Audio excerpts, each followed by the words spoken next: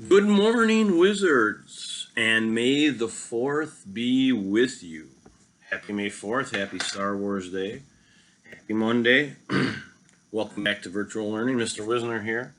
I first want to start out by saying how great it was to see everybody Friday at the parade, the Riverside Ben Franklin Parade. That was truly amazing. Um, we had allotted a half hour for the parade, and obviously we went past an hour. It was awesome. So many people participated. It was great seeing all the teachers, but most importantly, it was great seeing the students and the families. You teach long enough, you think you see everything, but um, never in my wildest dreams did I ever envision seeing something like that um, as a result of this virus. So, well, these are very hard times to teach and learn, and missing everybody at school. That was pretty neat to see everybody. So it was great, all of you that could make it. Um, Great seeing everybody.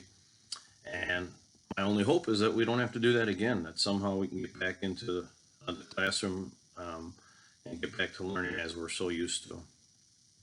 A couple things today before we get started. I'll go through the schedule that's on the slides and then we'll read the robber.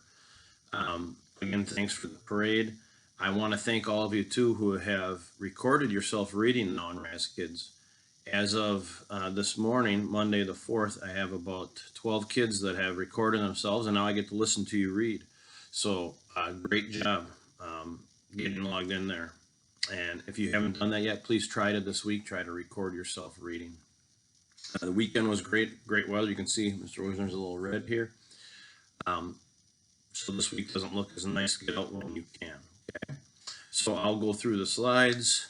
Again, try to record yourself in Raz Kids, continue in Dreambox, and keep looking at the slides and the videos that I send, please.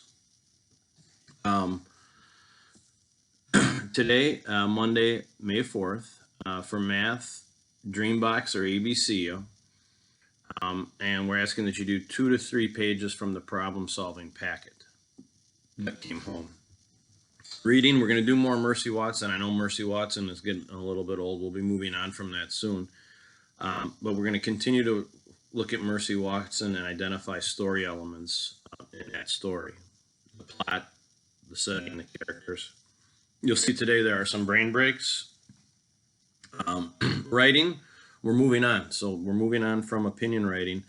And this week we're going to focus on Mother's Day, Grandma's Day, Aunt's Day, whoever you want to write cards for.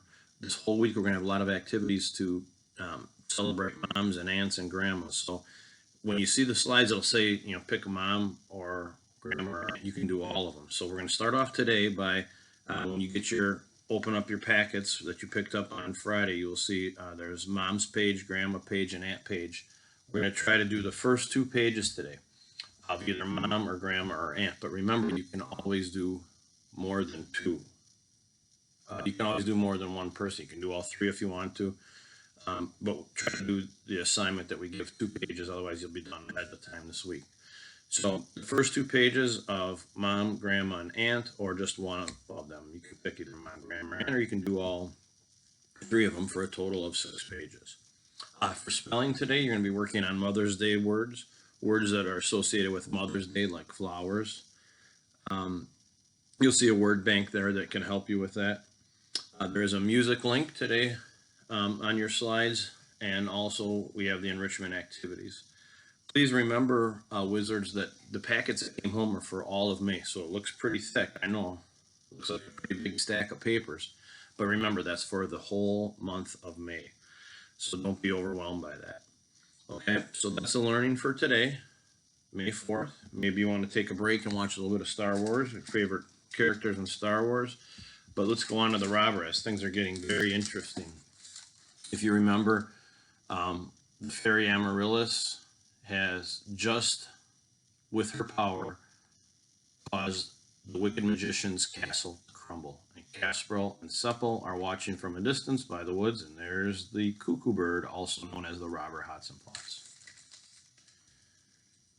I have to thank you, Casperl, she said. You can be sure I shall never forget what you have done for me. She took a thin gold ring from her finger.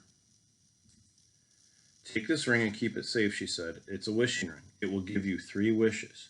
Whatever they are, if you say them aloud and turn the ring on your finger, they will be granted. Now give me your hand, Casperl.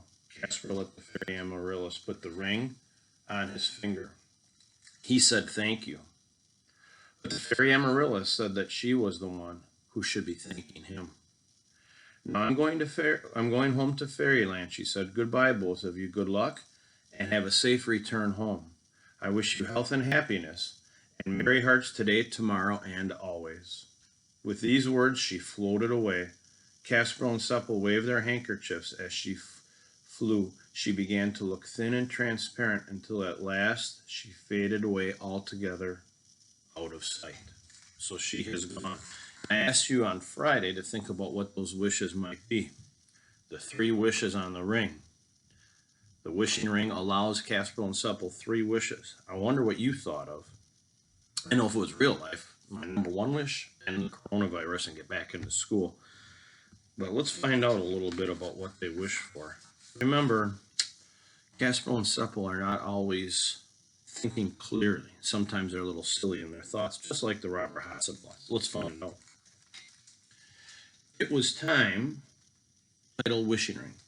It was some time before Casperl and Sepple could speak a word. Then they both began talking at once. They both shouted at the tops of their voices for several minutes. Casperl was shouting at Sepple, and Sepple was shouting at Casperl. Each of them was telling his own story, and neither was listening to the other. Sometimes that happens even with senators. Everybody talks at once and nobody listens. Casperl gave up first. He put his hand over Sepple's mouth. Hey, stop, he cried. This is no good. We must take turns. All right, said Sepple. Let's count our buttons to see who goes first, right? They both began counting their coat buttons. Me, you, me, you, me, you. As it happened today, each had 5 buttons on their coats. Me, said Sepple, when he got to the 5th button. Once he started telling his story all over again, but Casperl also said me when he got to his 5th button. So they were both talking again at once. I'll tell you what, said Sepple, realizing that something must have gone wrong. We'll have to do it another way. Let's try a counting out rhyme. That ought to work. He solemnly licked his forefinger 3 times. Pointing to Casperl and himself, in turn he counted eeny, meeny, miny, mo. Eeny, meeny, miny, mo. He finished up pointing at Casperl, so now it was settled. Well then, said Casperl, just listen to this, Sepple. Casperl told Sepple all about his adventures from beginning to end. He was talking a mile a minute, as hot with excitement. He was talking a mile a minute. As Sepple listened, his ears went scarlet red as he grew with excitement. He hung on Casperl's words, hardly daring to breathe. When Casperl told him about the dreadful end of Petrosilia Zackelman, he clapped his hands together.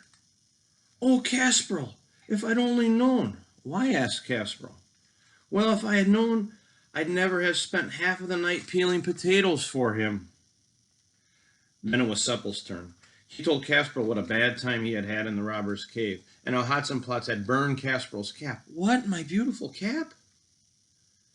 Oh, cried Casperl furiously. This is too much. We must put that brute Hotzenplotz behind bars. Sepple decided that this was the right moment. Calm down, he said quietly. He is behind bars. Sometimes they say if you're in jail, you're behind bars. We know that the robber is behind bars, but he's not in jail. Where is he, wizards? That's right. He is behind bars in the bird cage. All right, wizards, that's it for today. We'll continue, find out more about those wishes, hopefully the next time we read when I talk to you on Tuesday, May 5th. So, for a Monday, kind of a dreary day it looks like today. Work on your slides, work on recording in RazKids, continue in Dreambox. Thanks again for all of you that came to the parade on Friday. That was awesome to see, and I wish you a great Monday, and we'll see you on Tuesday. And one last thing, may the force be with you. Bye, wizards.